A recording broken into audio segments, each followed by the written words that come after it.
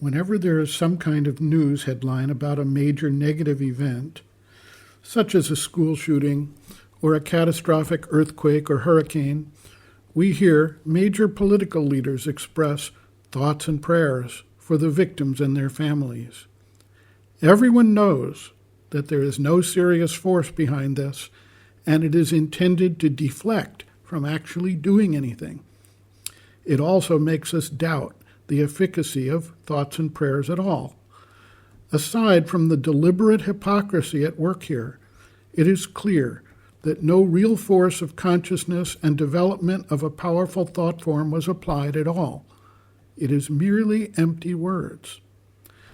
Yet, we can see examples where the creation of a thought form, whether expressed in words or not, can have a very substantial and beneficial impact on people and circumstances. This can occur when there is a systematic application of effort to develop a formation, or when there is a marrying of a thought with a strong emotion or vital energy to enliven and strengthen it in its action. Some years ago, the Transcendental Meditation movement developed a program to send a number of meditators to certain hotspots for violence, to meditate systematically for a period of time. Studies were carried out that showed in the period following the meditation focus, the violent crime statistics went down meaningfully.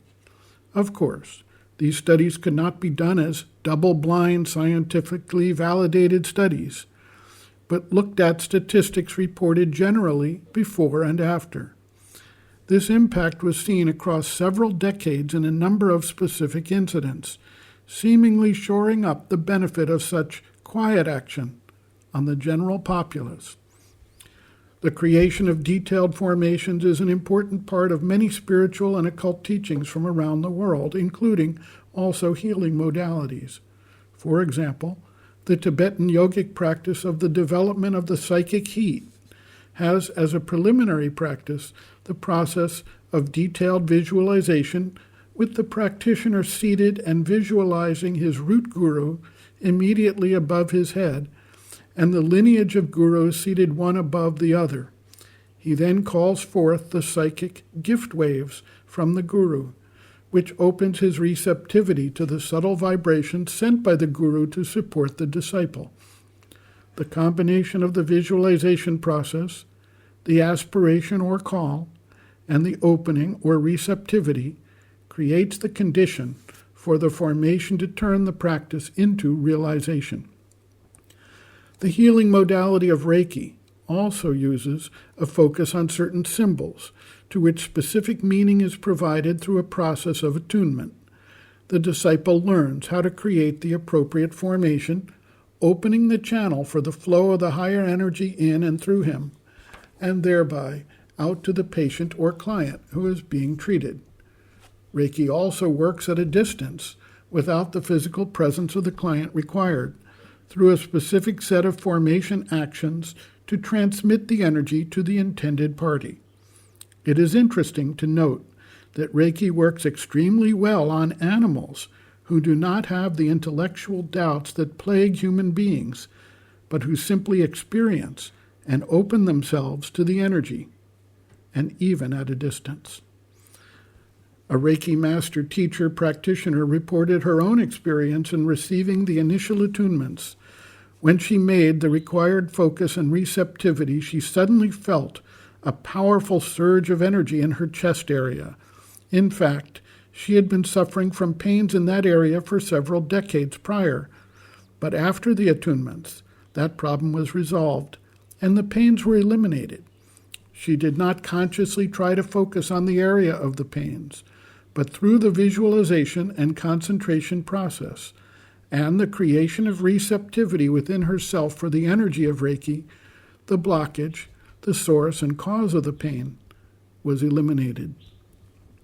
Of course, the process of creation of powerful thought forms may also help create an atmosphere where people step forward to help solve situations and support needs. It can help create a texture of consciousness that allows changes at the societal level to occur, and may even lead to changes in the political dynamic that prevents real positive change from occurring. Such a societal change takes time and persistence, but history shows us that such changes can and do occur, particularly when there is a serious and focused attention to the creation of positive and progressive thought forms to move the society forward. If possible, the thought formation can be most powerful when combined with a form of outer action that engages the emotional being, the vital force, and the physical action. If an individual is not in a position to do all of them, the first step, the creation of the positive thought formation, is a necessary and important aspect.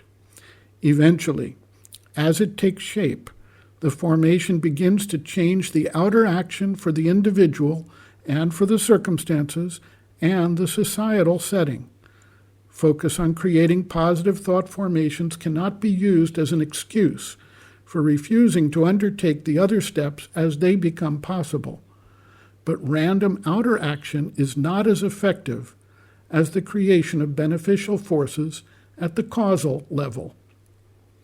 The mother notes, quote, "Note that this power of formation has a great advantage if one knows how to use it. You can make good formations, and if you make them properly, they will act in the same way as the others. You can do a lot of good to people just by sitting quietly in your room, perhaps even more good than by undergoing a lot of trouble externally. If you know how to think correctly, with force and intelligence and kindness, if you love someone and wish him well very sincerely, deeply, with all your heart, that does him much good, much more certainly than you think. I have said this often. For example, to those who are here who learn that someone in their family is very ill and feel that childish impulse of wanting to rush immediately to the spot to attend to the sick person, I tell you, unless it is an exceptional case and there is nobody to attend on the sick person, and at times, even in such a case, if you know how to keep the right attitude and concentrate with affection and goodwill upon the sick person, if you know how to pray for him and make helpful formations, you will do him much more good than if you go to nurse him, feed him, help him wash himself, indeed, all that everybody can do. Anybody can nurse a person, but not everybody can make good formations and send out forces that act for healing." End quote. Reference, Sri Aurobindo and the Mother, Powers Within, Chapter 2, Power of Thought, pages 11 to 12.